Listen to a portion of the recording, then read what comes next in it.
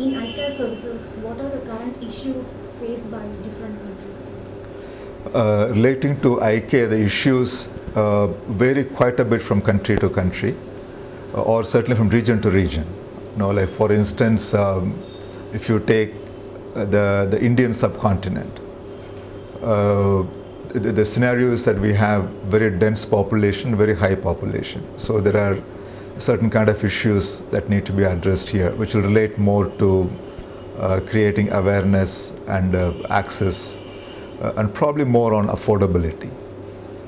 If you take the African subcontinent, you have the issue of very low population density, a lot of logistics issues, and also very few ophthalmologists, and most of them, almost all of them, serving in the capital city of the country. If you take Latin America, it's a problem of the plenty, in the sense there are too many ophthalmologists, but again they're all pretty much in the big cities, and then they tend to charge usually much higher fees than what the patients can afford. So it varies from lack of resource, low population densities versus affordability. So this is a kind of spread that one sees in different countries. So what will be your recommendations and urgent needs to overcome these issues? I think one common theme which can address this is to make sure or somehow influence the providers to become what I would call as community-centric. Because I think the common denominator is that there are issues in the community which is affecting the delivery or access to eye care, and it certainly varies from country to country, region to region. So if the providers can become sensitive to that, and then develop strategies and interventions which can address those, that will be the common thing. And of course, the strategies, the details will be very different for each country, depending upon the challenges in the community itself. Now, like for example, in Latin America, where even though there are too many ophthalmologists, their output is extremely low because too few people are served. In a situation where the demand could be much, much larger, probably 5 to 10 times what is being done. So they're developing the mindset to charge a rate that the community can afford, and focusing on efficiency, etc., will be a solution.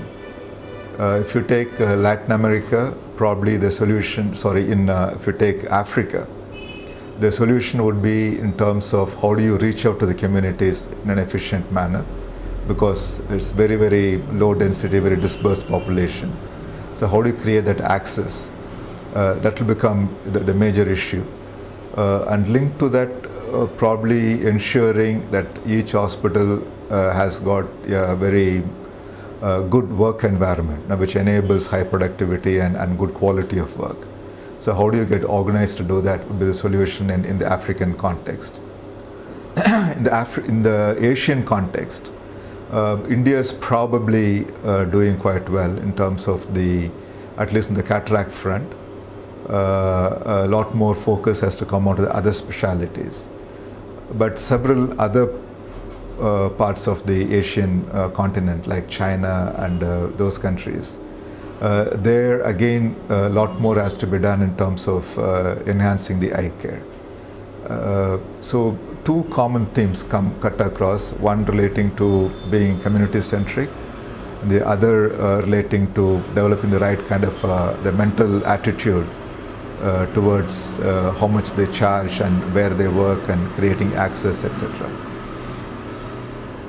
So from patient perspective, what would increase the uptake of eye care services?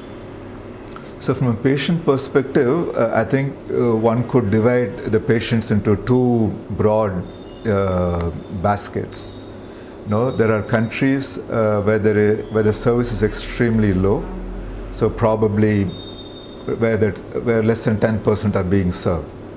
I think in those countries, the focus will have to be a lot more on creating awareness, and then the process of converting the need, which is normally clinically defined. If you cannot see beyond a certain range, and there are lens changes, clinically we would say you have cataract. But then the patient has to feel the need and wants to do something about it. So creating that need to do something, that will be the first step in those countries. In countries where the awareness is much higher, the issues could be more in terms of how do you create the access, or how do you price the products or the services, to a level that they can afford. So so doing this diagnosis from the patient perspective or the community perspective will clearly highlight what steps will need to be taken, from a patient perspective. According to you, what should be the role of government of each country to achieve this Vision 2020 target? The governments have a major role to play in this. I think the very first step, in fact, most governments have signed what we call as the Vision 2020 document, given their intention to support eye care in their country. So the first step would be to make that intention serious, and then that can only be done if there is a budgetary commitment to eye care. So in addition to giving the moral or the general statement of supporting eye care, I think that has to become real by making a budgetary provision. The second would be to create an enabling environment so that the eye care can happen at the level that it should. It may have to do with, for example, in small countries where they don't have manufacturing, import policies relating to ophthalmic supplies would have to be looked at. And then in many countries, especially in the African subcontinent, sub-Saharan Africa, there is acute shortage of trained human resources. There are not enough doctors, not enough ophthalmic nurses or optometrists.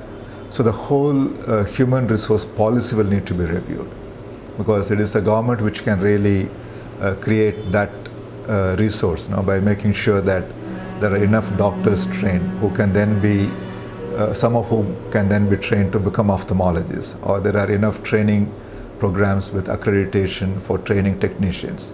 So focusing on human resource is another point. So in summary, I think the government has got a significant role. One, making sure there is a budgetary provision for eye care, making the finances available, creating an enabling environment, whatever the details are, that will vary from country to country, and then focusing on human resource, both in developing them and then making sure that they're able to deliver eye care. I think those would be the broad actions that the governments can take to enhance eye care.